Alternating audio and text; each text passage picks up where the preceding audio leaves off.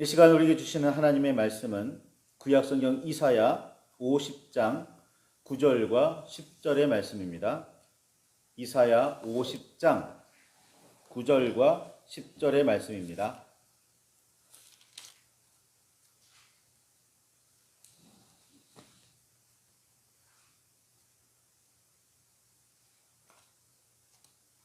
제가 가진 성경으로는 구약 1030쪽입니다.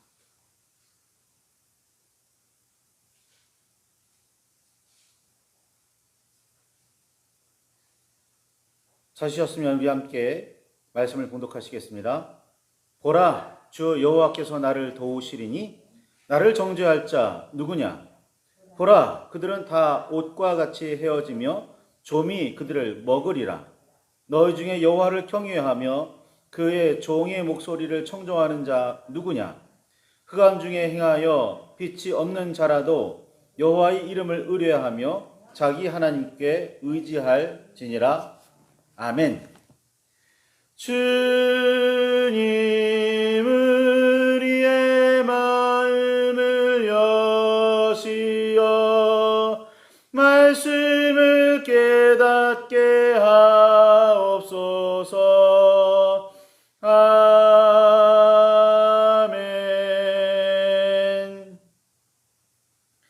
주님의 사랑과 그 크신 은혜가 여러분 안에 가득하기를 소망합니다. 마태의 기억에 따르면 예수님께서는 구하라 그리하면 너에게 주실 것이요, 찾으라 그리하면 찾아낼 것이요, 문을 두드리라 그리하면 너에게 열릴 것이니 구하는 이마다 받을 것이요, 찾는 이는 찾아낼 것이요, 두드리는 이에게는 열릴 것이라 라고 말씀하시면서, 그러므로 무엇이든지 남에게 대접을 받고자 하는 대로 너희도 남을 대접하라, 이것이 율법이요 선지자니라 라고 결론을 내리셨다고 말씀하셨습니다. 마태복음 13장 7절부터 시작되는 말씀, 12절의 결론이 나는 말씀입니다. 구하라는 말씀, 그래서 기도하라는 말씀인 줄 알았더니 그 결론이 뭐냐면 너희가 남에게 대접을 받고자 하는 대로 너희들도 남을 대접해라 라는 말씀으로 결론을 내고 있습니다. 따로 두고 보면 서로 상관없는 듯 보이는 이 두 가르침은 사실 하나의 가르침입니다. 누군가에게 좋은 대접을 받으려는 마음이 있다면 먼저 그를 대접하며 섬기라는 뜻입니다. 먼저 선을 베푼 후에 그에게서 선을 구하면 얻을 수 있으리라는 말씀입니다. 이웃에게 먼저 선을 베풀지도 않았으면서 이웃이 선을 자신에게 행하리라고 바라는 일은, 혹은 행하지 않는다고 원망하거나 불평하는 일은 부당합니다. 팥을 심었으면 팥을 거둘 생각을 해야 합니다. 콩을 심고서 팥을 거두려고 하거나 팥을 심고서 콩을 거두려고 해서는 안 됩니다. 그럴 수도 없습니다. 열매를 보면 그가 어떤 사람인지 알 수 있습니다. 가시나무에서 포도를 또는 엉겅퀴에서 무화과를 기대할 수 없습니다. 이웃을 악하게 대했는데 그가 나를 선하게 대하기를 바라면 안 됩니다. 어쩌다가 예수님처럼 악을 선으로 갚는 분을 만난다면 어떤 경우에도 선한 대접을 받겠지만, 우리가 사는 세상에서 이런 일은 어쩌다가도 일어날까 말까 한 매우 드문 일입니다. 은혜를 잊고도 배신하는 일들이 오히려 우리가 사는 세상에서는 더 많습니다. 뭔가 다른 것을 바라며 베푸는 은혜는 뇌물일 뿐입니다. 뇌물을 받고 마음 깊이 고마워하는 사람은 없습니다. 심지어 은혜를 베풀지도 않았으면서 높임을 받기를 원하는 경우마저 있습니다. 하나님께 무언가를 구하여 얻을 마음이 있다면 우리는 하나님을 더욱 온전히 섬기며 따라야 합니다. 하나님을 섬기거나 따르지도 않으면서 구하기만 해서는 안 됩니다. 그렇게 구해봐야 아무런 소용이 없습니다. 마가는 누가복음 13장 24절에 구원받은 자가 적으니까, 이 말씀을 세 번역이나 공동 번역으로 읽으면 이렇습니다. 구원받을 사람은 적습니까? 구원받을 사람은 얼마나 안 되겠지요? 라는 질문이 있었던 거예요.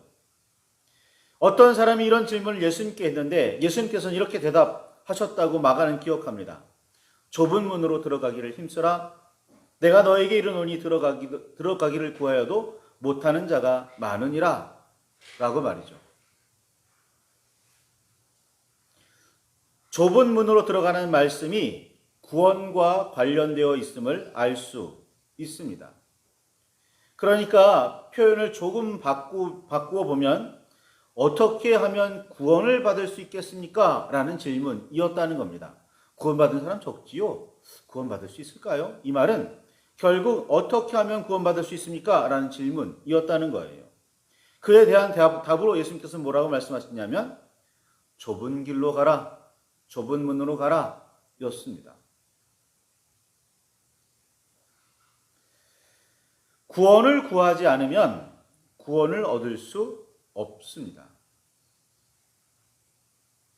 하나님을 온전히 섬기며 바르게 따라야 구원을 얻을 수 있게 됩니다. 하나님을 온전히 섬기며 따름이 씨앗이고 구원이 열매입니다. 이웃에게 선행이라는 씨앗을 심은 후에야 이웃이 선행으로 갚으리라는 기대를 품을 수 있습니다. 선을 악으로 갚는 사람이 있더라도 꾸준히 선을 심지 않으면 선이라는 열매는 기대할 수 없습니다. 아무리 좋은 씨앗을 심어도 가라지는 자라기 마련입니다. 따라서 선을 베풀어도 선으로 돌아오지 않을 수도 있습니다. 그래도 세상의 소금이자 세상의 빛이 되려는 우리는 끊임없이 선을 심고 베풀어야 합니다. 이것이 하나님을 섬기며 따르는 방법이고 이웃을 사랑하는 길입니다. 그 후에 우리는 구원을 기대할 수 있습니다. 세상에 대한 통찰을 가진 어떤 학자는 나를 포함한 대부분의 사람들이 나쁜 일을 할 때에는 그 일로 엄청난 이득을 얻는다거나 그 일에 대한 강한 확신이 있어서가 아니다. 다만 그것이 가장 쉬운 길이기 때문에 그렇게 하는 경우가 많다라고 말했습니다. 그런데 가만히 생각해 보면 편리함이라는 것도 분명한 이득임을 깨닫게 됩니다. 엄청나지는 않을지라도 분명한 이득입니다. 딱히 악한 의도를 가지고 마음으로 저지르지는 않더라도 그 일이 쉽기에 우리는 아무렇지도 않게 저지르곤 합니다. 성 어거스틴이 자신의 어린 시절을 돌아보며 배 서리를 하던 기억을 떠올렸습니다. 요즘에는 거의 없는 일이죠. 그리고는 그때에 친구들과 어울려 다니며 친구들이 모두 아무렇지도 않게 장난치듯 했기에 자신도 그 자리에서 함께 배서리를 했었다고 고백했습니다. 그때는 그런 선택과 행동이 자연스러웠고 대수롭지 않게 여겨졌으며 당시 어른들도 야단을 좀 치기는 했지만 그리 큰 문제로 여기지 않았었다고 말입니다. 그래서 배서리는 매우 쉬운 일, 그냥 좀 심한 장난에 불과했습니다. 그러나 후에 십자가의 은혜를 경험하고 새 사람이 된 아우구스티누스는 이 어린 시절의 사건이 얼마나 큰 죄악인지를 깨닫고는 회개하며 고백했습니다. 이웃에게 선을 베풀지 않고 선을 구하거나 하나님을 온전히 섬기며 따르지 않고 은혜를 구하는 일은 매우 쉬워 보입니다. 굳이 힘쓰고 애쓸 필요 없이 그저 자신이 원하는 것만 얻으려는 마음으로 마치 떼쓰듯 기도만 하면 된다고 생각하면 얼마나 편리한지 모릅니다. 기도 힘들죠. 그런데 마치 떼쓰듯 해야 할 일은 하지 않고 자신의 사명, 역할은 하지 않으면서 그냥 때만 쓰고 있다는 건 그만큼 쉽다는 뜻일 겁니다. 다른 사람도 다른 사람이지만 내가 앞장서서 선을 이루어가지 않으면 세상은 절대로 선해지지 않습니다. 일부러 앞장서서 선을 행하고 여호와 하나님의 말씀과 예수 그리스도의 가르침에 따라 사는 일은 쉽지 않습니다. 다른 사람들은 모두 그렇게 살지 않는데 하나님의 사람이요 예수 그리스도의 제자가 되었다고 해서 조금은 번거로운, 어쩌면 매우 힘든 길을 걸으라는 명령을 따르는 일은 매우 부담스럽습니다. 그러나 우리가 세상의 소금으로 부름받은 이유는 그 맛을 내기 위함이고, 세상의 빛으로 부름받은 이유는 어둠을 밝혀 인생을 걸어가는 어두운 인생을 밝혀 걸어가는 사람들이 발을 헛디디지 않고 엉뚱한 방향으로 나가지 않게 하기 위함입니다. 소금은 녹아야 하고 빛은 자신을 태워 비추어야 합니다. 당시에 오늘날에는 전등만 비치면 빛이지만 당시의 빛은 뭔가를 태워야만 얻을 수 있었어요. 그러니까 어두운 밤에 비추어지는 빛이라는 건 달과 별 외에는 뭔가를 태워야 하는 빛이었던 겁니다. 그러니까 빛은 당시에는 태우는 것이었던 거예요. 분명히 기억하시기 바랍니다. 그러니까 소금은 녹아 없어지고 빛은 다 사라져야 얻을 수 있는 것입니다.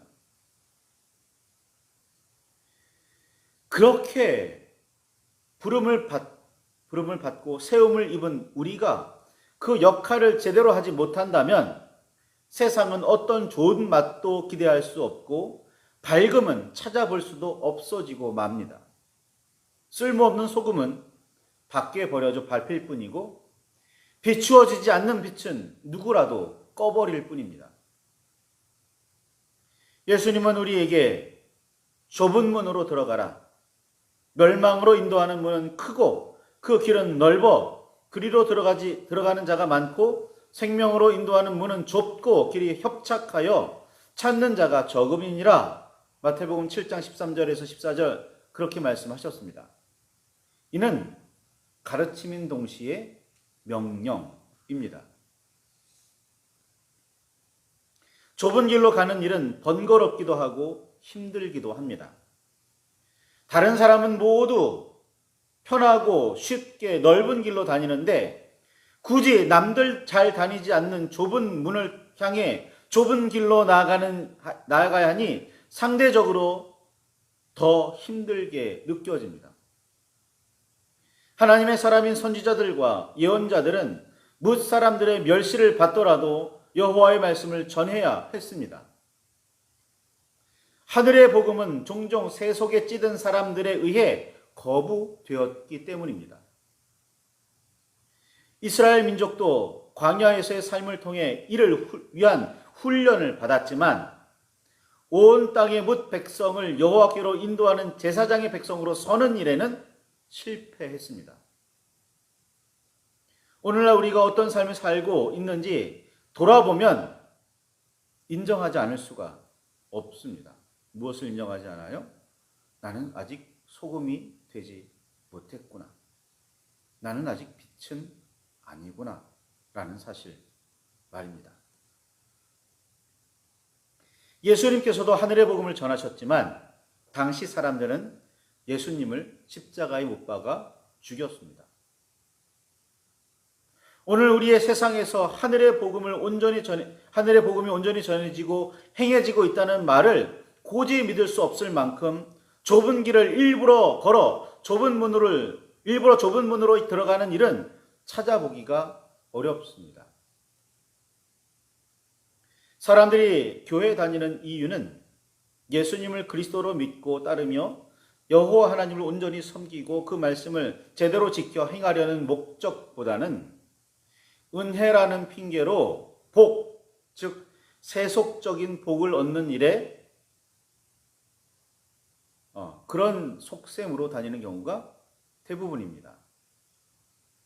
세상 사람은 모두가 추구하는 세속적인 복을 얻는 일에 기독교인들도 온 힘을 쓰고 있습니다. 신앙생활의 목적이기까지 합니다.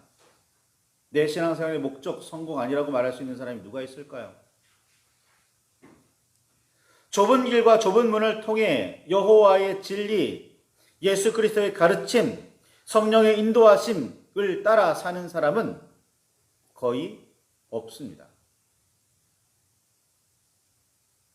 예수님께서는 누가복음 18장 8절에 인자가 올 때에 세상에서 믿음을 보겠느냐라고 우리에게 묻고 계십니다.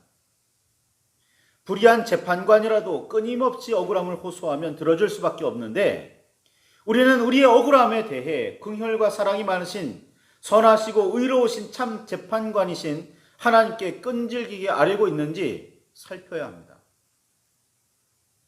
우리의 욕심을 채우기 위해서가 아니라 하나님의 정의와 공의를 세우기 위해서 구해야 합니다.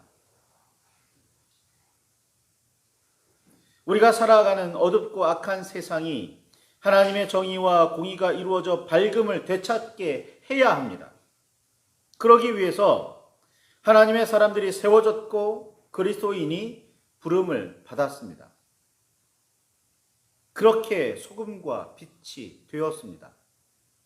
그런데 그 역할은 하나도 하지 않고 그저 남들보다 많은 복, 세속적인 복에만 관심이 있습니다. 이사야 선지자는 이사야 50장 9절에 있는 것처럼 여호와께서 나를 도우시리니 나를 정죄할 자 누구냐? 라고 외치며 이어지는 10절의 말씀에서는 너희 중에 여호와를 경외하며 그의 종의 목소리를 청종하는 자 누구냐? 라고 물었습니다. 흑암 중에 행하며 빛이 없는 자라도 여호와의 이름을 의뢰하며 자기 하나님께 의지할지어다 라고 선포했습니다. 하나님께서는 우리가 어둠 중에 살아가고 있다는 사실을 알고 계십니다. 그 어둠 속에서 얼마나 힘들어하고 괴로워하고 있는지도 알고 계십니다. 아니 우리 대부분이 어둠과 너무 가까워져서 어둠을 빛보다 사랑하고 있다는 사실도 너무나 잘 알고 계십니다. 세상만 어두운 게 아닌 거죠. 알고 보면 우리도 어둡습니다. 그만큼 우리의 행위는 악해져 있습니다. 그러나 정작 우리는 그 사실을 깨닫지 못하고 있고 굳이 알려고 하지도 않습니다. 사망이라는 결과가 기다리는 줄도 모르고 욕심을 따라 죄를 당연하게 여기며 이것이 인간의 본성이라며 정당화하려고만 애쓰고만 있습니다. 진정 사심 없이 여호와를 경외하며 그의 목소리를 듣고 따르는 사람이 있을까요?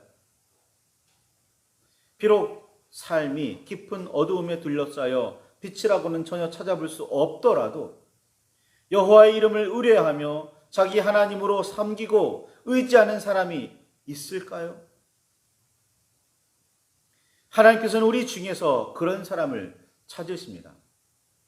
성경에 그런 사람들이 소개되고 있는 이유는 야, 그 사람 대단한데? 야, 그 사람이 그랬더라더라 라고 해서 그치라고 하는 말씀이 아닙니다. 그 삶을 본받으라는 거죠. 예수님께서 십자가를 지셨더라. 예수님께서 가난한 자를 찾아가셨고 죄인들을 손을 붙들어 주셨고 그들과 함께 사셨더라. 아, 그랬다더라가 아닙니다. 그 예수님께서 그 삶을 사셨으니 너희도 그렇게 살라는 말씀이죠. 그리스도인이라는 이름을 왜 어떻게 얻었는지 아십니까? 그리스도처럼 사는 사람들이라는 뜻. 그게 그리스도인의 본래 뜻입니다.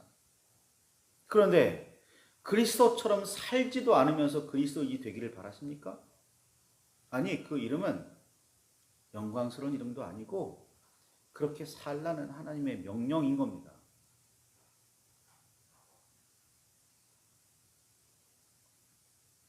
그런 사람이 10명만 있어도 정말 소금으로 살고 정말 빛으로 사는 사람이 10명만 있어도 소돔과 고모라는 멸망하지 않을 수 있었습니다. 우리가 하나님께서 창조하신 이 세상의 끝을 멸망으로만 여기고 있다면 어쩌면 우리는 우리가 세상의 소금이자 빛이라는 사실을 잊어버린 채 먼저 그리스도인이 된 우리가 그 역할을 적극적으로 해나갈 생각은 전혀 하지 않기 때문일지도 모릅니다. 하나님은 먼저 의인이 되라고 우리를 부르셨는데 의인 될 생각은 하지 않고 개인적인 욕심만 채우려고 한다면 기독교는 희망이 없는 거죠. 아니, 애초에 성도가 아니었는지도 모릅니다. 그리스도인은 어떤 상황에서도 여호와를 의뢰하며 의지하는 사람들이어야 합니다. 어떤 어려움이 닥치더라도 여호와의 말씀을 붙들고 그리스도의 가르침에 따라 살아내야 합니다. 성령께서 우리를 도우시며 힘을 주시니 그 인도하심을 받아 들여야 합니다. 그렇게 그리스도인이 되고 그렇게 세상의 소금으로 세상의 빛으로 살아야 합니다. 이 땅 어디에도 빛은 찾아볼 수 없고 불의만 가득하다 하더라도 의의 기치를 들고 사랑의 불꽃을 바라며 그곳에서 있어야 합니다. 그게 그리스도인들이 이 땅에 있는 이유입니다. 우리를 그리스도인으로 부르신 이유입니다. 복받기 위해서가? 세속적인 성공이나 어떤 것을 이루기 위해서가? 아닙니다. 기독교가 타락한 이유일 겁니다. 오늘날의 기독교에 힘이 없다고, 희망이 없다고 생각하는 이유일 겁니다. 아직 우리들이 제정신을 차리지 못하고 이리저리 헤매는 이유일 겁니다. 말씀을 붙들고 깊이 묵상하시기 바랍니다. 기도하시기 바라요. 오늘날 내가 참 하나님의 사람으로 진정한 그리스도의 제자로 살고 있는지 말입니다. 그렇게 살 때 우리는 세상의 소금이 되기도 하고 빛이 될 수 있을 겁니다. 예수님의 말씀처럼 내가 다시 올 때 의인을 보겠느냐 믿음을 보겠느냐 말씀하셨을 때 여기 있습니다 대답할 수 있을 거고, 이사야가 말했던 것처럼 누구냐 도대체 어디 있느냐라고 물었을 때 여기 있다라고 나설 수 있을 겁니다. 오늘 우리가 그런 그리스도인, 그런 하나님의 사람 되기를 바랍니다. 다른 사람이 빛이 되어주겠지, 다른 사람이 소금이 되어주겠지, 아닙니다. 하나님의 전에서, 교회에서 예배하고 있는 우리가 소금이 되어야 하고 빛이 되어야 합니다. 여기 있습니다. 여기 정의와 공의를 위해서 희생할, 내 삶을 사용할 준비가 되어 있는 사람들이 여기 있습니다 라고 말할 수 있어야 합니다. 말씀을 붙들고 깊이 묵상하시기 바랍니다. 그런 사람이 여기 있습니다 라고 말할 수 있기를, 그렇게 하나님 앞에 나아갈 수 있기를 바랍니다.